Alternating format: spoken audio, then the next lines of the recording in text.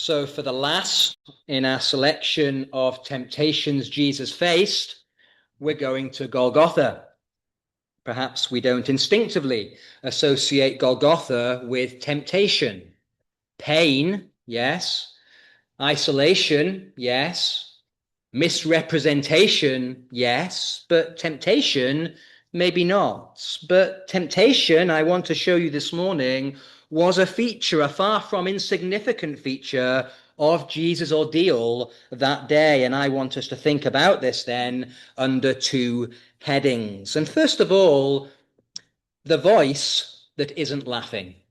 The voice that isn't laughing. And we'll spend longer on this first point this morning. In verses 39 to 44 of Matthew 27, Jesus is now hanging from the cross. His crucifixion is well underway. And you might expect Matthew at this point to zoom in and focus on Jesus, what he looks like, what he's saying, how he's coping. But Matthew doesn't zoom in like that. It's a bit like when you're watching an NREC service online. I assume this is still how it works. During the hymns, the screen is no longer filled with the guy standing at the lectern. For a few minutes, you see all the other people who are in the room. And similarly then, for these 6 verses, Matthew zooms out and gives us a glimpse of all the people present at Golgotha. If you're watching that NREC service at home and a hymn is being sung and you're enjoying having a good look at who's there in the congregation, the first people that you'll spot are those nearer the back because they are closer to the camera. But having clocked them, you'll perhaps notice next who's sitting there in the middle rows of the building. And then finally, you'll start to make out who's sitting at the front here. And it's the same here as Matthew gives us this zoomed out perspective on Golgotha. It's like his camera is set up right at the back of the place. So the first people we see in verse 39 are those furthest away from Jesus' cross. These folk are merely passing by, he says. They're not really spectators at this execution. They can't stick around. They're on their way somewhere. But they do perhaps slow their walking pace a little and linger for a short while before moving on. Those are the first people that we see. But then in verse 41, closer to where Jesus is hanging, we see the chief priests along with the scribes and elders, Jerusalem's religious heavyweights. They are very much spectators at the execution. They are utterly immersed in the whole thing. And they are the next people then that we see. And then in verse 44, and closest of all to Jesus, we see the robbers who were crucified with him. So Matthew, as I say, gives us for a few verses this kind of panorama of the scene, this wide angle of it all. But it's more than just a visual sweep of the scene that we're given. It's audio visual. We don't merely see these different parties that are present, from the casual bystanders at the back to the religious leaders in the middle to the dying criminals right beside Jesus. We don't merely see them, we hear their voices. They are all saying things. To some degree, Matthew conveys to us the precise content of what they're saying. But just to make sure that we get it, he also gives us a summary word for each group's speech. So what kind of speech is coming from the bystanders? They derided him, verse 39. What kind of speech is coming from the religious leaders? They mocked him, verse 41. And what kind of speech is coming from the criminals? They reviled him, verse 44. So that the thing that comes across unmistakably is this: Jesus is being ridiculed from all quarters. This really quite diverse crowd is united in jeering at him and in scoffing at him and in making sport of him. And although the different taunts which they use are not all identical, there's one recurring motif in the whole of it. And it's this: the idea of Jesus extricating himself from the situation, escaping the crucifixion, defying and confounding this attempt to kill him. That idea keeps cropping up, doesn't it, in this barrage of ridicule. Twice it's couched in the language of Jesus saving himself, and twice it's couched in the language of him coming down from the cross. As the crowd looks on, the man elevated there in front of them is grimacing with the pain that he's enduring. He's fighting for every single breath. His pre-crucifixion floggings have left him covered with open wounds, every inch of him from head to foot bloodstained. He doesn't look capable of staying alive very much longer, let alone saving himself. He looks like he's almost ready to come down from the cross in a body bag, but certainly not in any other way. And so as far as all these mockers are concerned, it's hilariously absurd to tell him to save himself. The suggestion that he comes down is side-splittingly ludicrous. And doubtless then they snort and they snigger as they come out with their wisecracks. You know the kind of thing. You've seen it on the football terraces when the opposition star player has tripped over his own bootlaces at a crucial moment. You've seen it in the schoolyard when the geeky kid whom everybody always picks on is the last to know someone's attached a silly sign to the back of his blazer. The taunts in such circumstances are delivered with jubilation, aren't they? And with much mirth. And so they are here. These voices telling Jesus to come down from the cross, they are frivolous, jocular, laughing voices. However, there's also a voice at Golgotha that isn't laughing. In the mid-1980s, Bruce Springsteen brought out his song Born in the USA. It's one of his best-known songs, and it's probably also the one that is most misunderstood. Many people, on the basis of the song's title and chorus, take it as a feel-good song, a celebration of being American. Whereas, in fact, the song expresses the disillusionment of a Vietnam veteran, his fierce complaint against a US government that cared lots about foreign wars and little about ordinary working-class Americans. But this means then that at a Bruce Springsteen concert, especially in America, he can be singing that song and the crowd is there singing it with him. All these thousands of people are vocalizing exactly the same words, and yet two quite separate things are going on. On the one hand, a patriotic anthem is being sung, because that's what many in the arena mean by Born in the USA. But then on the other hand, a bitter protest is being expressed, because that's what the more comprehending in the arena mean by Born in the USA. And it's a bit like that at Golgotha. As the words come down from the cross, reverberate around that execution site, two quite separate things are going on. On the one hand, as we've said, those words are a taunt, not at all meant seriously. They are intended to impress upon Jesus how powerless he is, and thereby to humiliate him. In the minds of the bystanders and the religious leaders and the criminals, that's what come down from the cross signifies. In the mind of Satan, on the other hand, come down from the cross signifies something else entirely. As far as he is concerned, those words aren't a flippant taunt.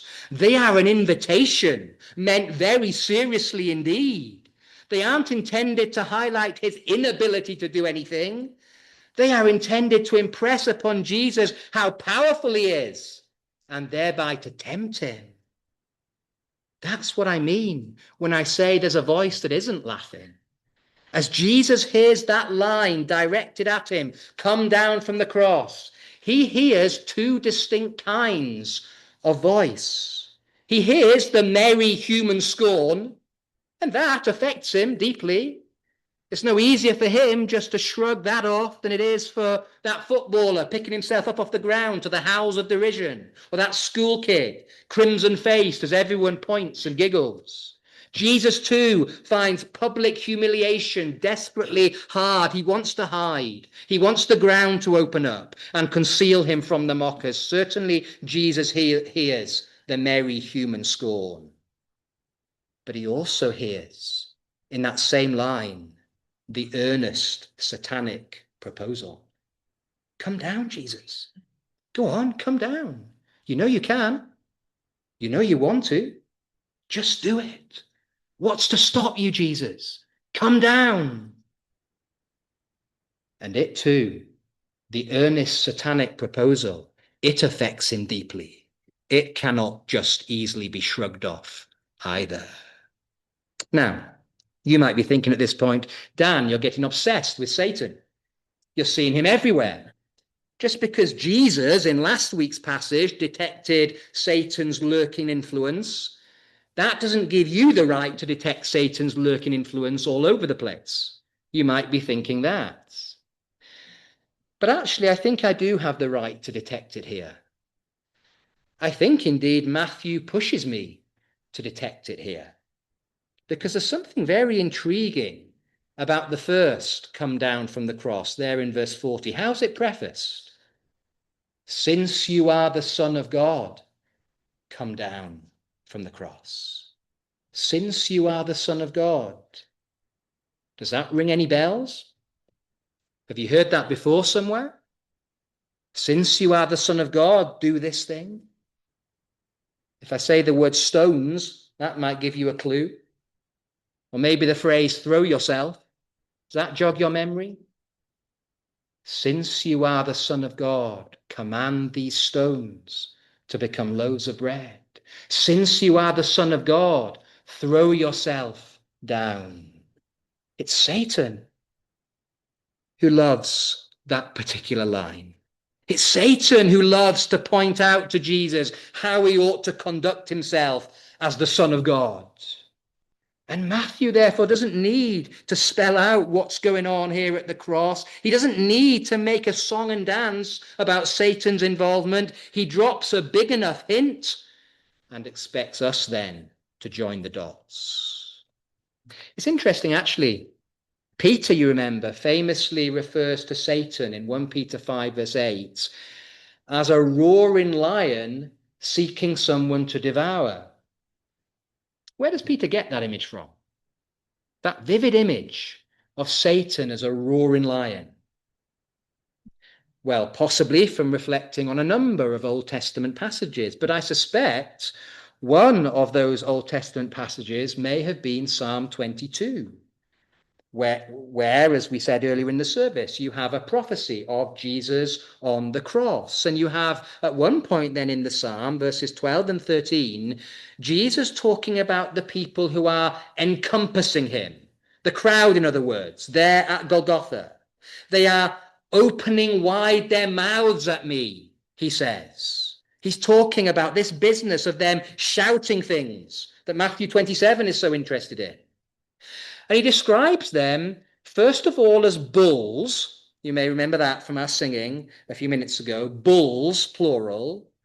But then at the end of verse 13, he changes the imagery and he says, they are like a roaring lion. A roaring lion, singular. Now, I wonder if Peter reflected on that verse.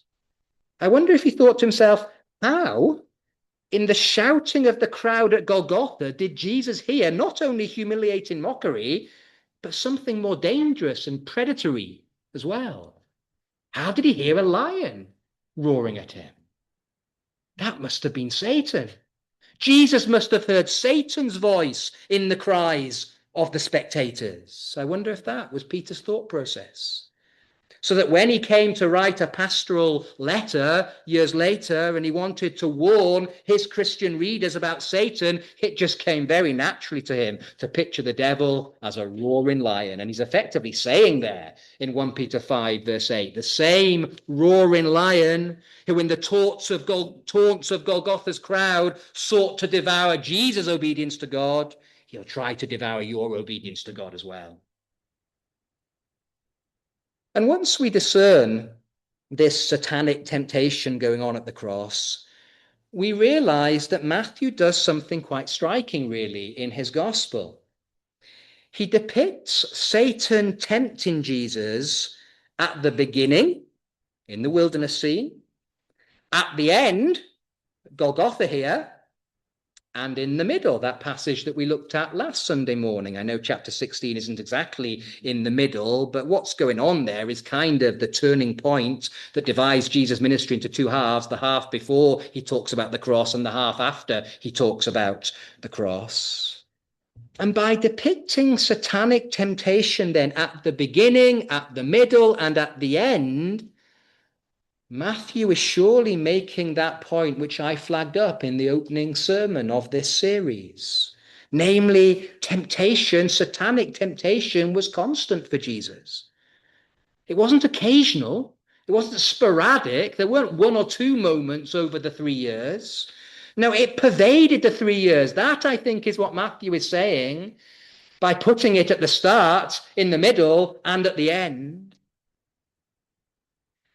But is this assault by Satan at the end not particularly remarkable? Remember the other assaults, they've been aimed at diverting Jesus from ever going to the cross. They've been unsuccessful. And here Jesus is now on the cross. Well, surely with that, Satan will just do the sensible thing and admit defeat. Surely he's going to concede now. He's going to recognize that Jesus has passed the point of no return. He's beyond Satan's reach now. He's going to say, fair play, Jesus, you've won. Well done. I tried to prevent you getting here. I tried to prevent this happening, but now you're here and I've run out of options. Well done, Jesus, you've beaten me. Surely Satan's going to say that. Oh, no. No, even with Jesus now on the cross, and within touching distance of completing his mission, even now that the writing seems to be well and truly on the wall for Satan, he won't give up. He won't give up. The time has passed for lines like, fall down and worship me, and far be it from you, Lord. But there's one line that's still relevant. There's one line that still has meaning. There's one line he'll still chuck at Jesus. Come down from the cross. Come down. He's some fighter, this Satan, isn't he? He's some fighter. As long as he even has the slimmest of chances, he keeps going. And that's who you and I are up against on a daily basis in our Christian lives. This battler, this fighter.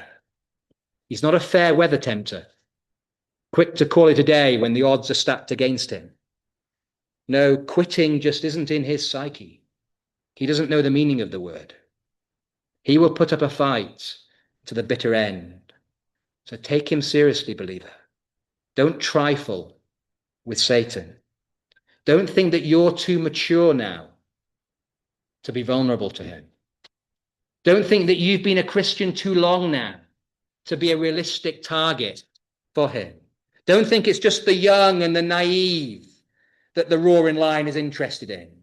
It's not so. If the roaring lion could show up at Calvary, then be in no doubt he can show up in your retirement years. He can show up in your 80s. He can show up in your 90s. He can show up at your deathbed, still, even then, seeking to devour your Christian faith. Be ready, believer. Be ready for Satan's twilight assaults. Be ready for his assaults long after the point when he should have thrown in the towel. If this line come down from the cross teaches us anything, it teaches that we need to be ready for his last-ditch twilight attempts. The voice that isn't laughing. But then secondly, and much more briefly, the victor that isn't listening. The victor that isn't listening. Why would Jesus come down from the cross? Okay, he's suffering unimaginably, so in that sense, there's an incentive for him to do so. But having gone so far with this mission, it would be crazy to abort it now for that reason. So why would he come down from the cross? I mean, Satan might be very tenacious here, keeping going until the very end, but he's also surely very naive here. Because coming down from the cross just isn't going to resonate with Jesus now that he's so close to finishing his work. Well, if we think like that, once again, we're underestimating Satan.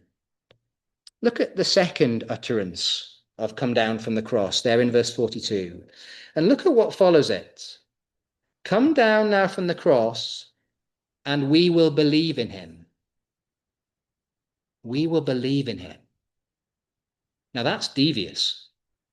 Two things about it. Number one, Jesus wants people to believe in him. Of course he does. He's been calling for precisely that for the last 3 years. And number two, it sounds very reasonable, doesn't it? That a spectacular act on his part, like coming down from the cross, would cause people to believe in him. I mean, who's ever done that before? Who's ever uncrucified himself before? It would be unprecedented. It would be extraordinary. Since you are the Son of God, come down from the cross. People would indeed be compelled to recognize he's the Son of God if they watched him get the better of the Roman execution squad. Such thoughts are going to pass through Jesus' head as he hears those words. Come down and we will believe on you.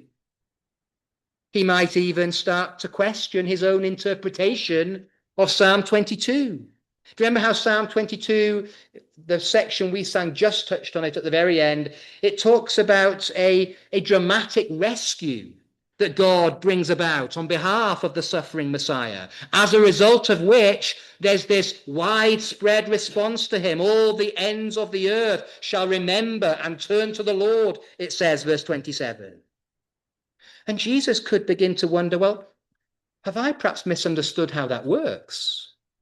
Maybe God's rescue, promised there in Psalm 22, maybe it takes the form not of him bringing me back from the grave, as I've always thought. Maybe Psalm 22 means I come down from the cross. And that's the form that the rescue takes. And that will cause lots of people to respond and believe in me.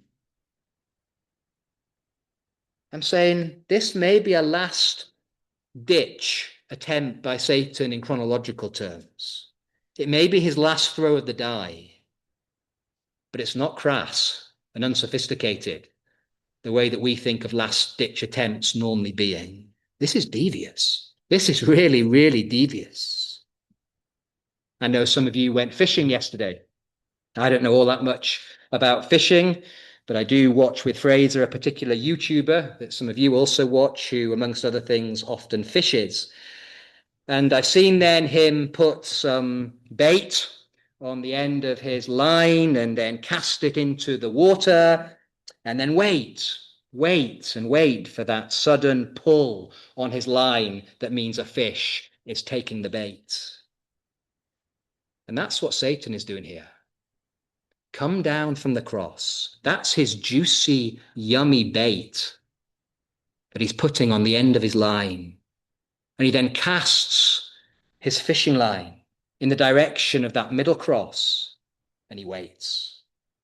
And he waits. And he waits, fantasizing about this fish that he hopes to catch. Jesus, the Son of God, the last Adam. What a catch that will be. The catch to end all catches.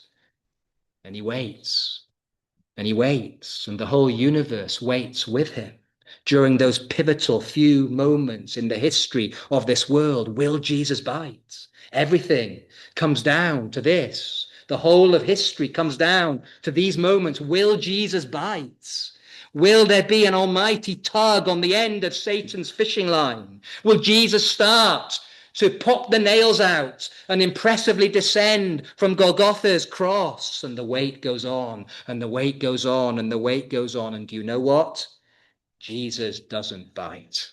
He doesn't bite. Satan's brilliant bait remains untouched by our wonderful Savior. He doesn't opt disastrously to win a believing people for himself by coming down from the cross. He opts to win a believing people for himself by staying right where he is and coming down, and not coming down from the cross, but coming out of the grave 3 days later. And that's what I mean by my heading then. The victor that isn't listening. He doesn't listen to Satan here. He doesn't listen to Satan's final, ever so devious proposal. And he thereby triumphs. He establishes himself as the victor, the victorious last Adam. And let me close saying two things. Number one, you need a victorious last Adam. We all need a victorious last Adam. You know, your biggest problem this morning, if you're not a Christian believer, is not your achy hips or knees. It's not the passing of the years. It's not the meager supplies that are in your bank balance. It's not that paint job that needs doing in your house. That's not your biggest problem. And you're thinking, yes, we know what you're going to say. You're a preacher. You're going to say, sin is our biggest problem. Well, no, actually, not even sin is your biggest problem. You've got a bigger problem than that. It's not your sin that will ruin you on the day of judgment. Not your sin. It's someone else's sin who will ruin you on the day of judgment. It's Adam's sin. It's that eating of the fruit in the Garden of Eden. That's what will ruin you on the day of judgment. Your biggest problem isn't anything you've done. It isn't anything in your life. Your biggest problem is that you are connected to a man who failed. And therefore, the only way that Judgment Day can instead be for you a great and a happy day. It isn't you leading a better life. It isn't you being obedient. That's not what's going to make Judgment Day go well for you. It's someone else's obedient life. It's someone else's disobedience who will ruin you. Or it's someone else's obedience that will elevate you to the highest heights on that day. You need a new Adam. That's your problem. It's the man you're attached to. It's your representative before God. God doesn't so much care about how you've lived. He cares how Adam lived and how Jesus lived. Those are the two lives that matter in all of history. And one disobeyed and one obeyed. And the only thing that matters for you is being attached to the right one. And you're born attached to the failure. You're born his progeny. You're born sharing in his disgrace. You're born his disobedience counted as yours. And so something needs to happen between your birth and the day of judgment, and indeed between your birth and the day of death. You need to be dislocated, detached from the Adam who failed and joined to the Adam who triumphed, the Adam who obeyed, the Adam who didn't bite Satan's bait, the Adam who heard the temptation and who resisted the temptation. That's the one you need to be joined to. And you're not joined to him by birth like you are to the first Adam. You're joined by trusting in him, by saying, Jesus, be my representative, be my obeyer, be my triumph, my victory, be my savior. I throw myself on you. That's what all of you need to do if you haven't done it yet. And then the other thing to say, if you are a Christian this morning, sometimes heroically resisting the tempter is very, very, very unspectacular. Sometimes it's just staying where you are. That's what it was for Jesus here. How did he triumph?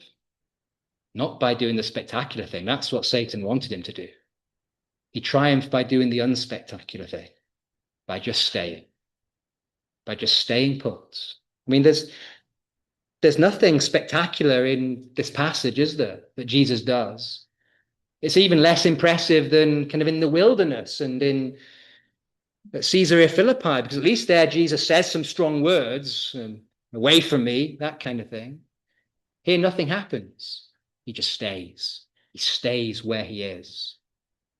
And if that's what heroic victory looked like for our elder brother, that's sometimes what it will look like for us as well. It's often what it will look like for us. Just staying where you are in that marriage when the tempter is saying, walk away from it. There's something better over here. Staying where you are in that church when the tempter is saying, they're all old there. It's small. It's not trendy. Walk away from it. Staying where you are in that Christian life of yours when the tempter is saying, don't be a Christian anymore. That's lame. That's lousy. Staying put can be epic, Herculean stuff. Jesus stayed put. Believer, stay put. Amen.